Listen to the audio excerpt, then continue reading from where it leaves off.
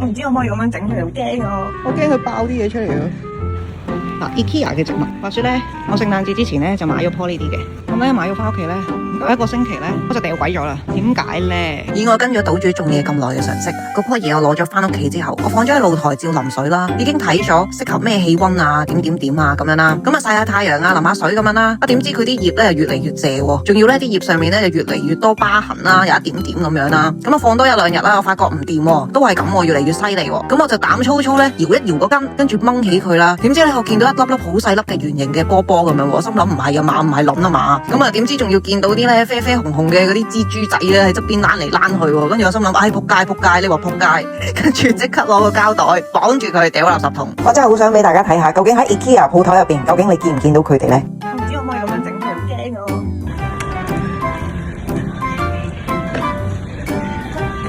我好驚啊！我驚佢爆啲嘢出嚟啊！其實而家好難睇得到啊！喂，好驚！你睇唔睇到咧？睇唔到啊！我嗰次冇影到相啊！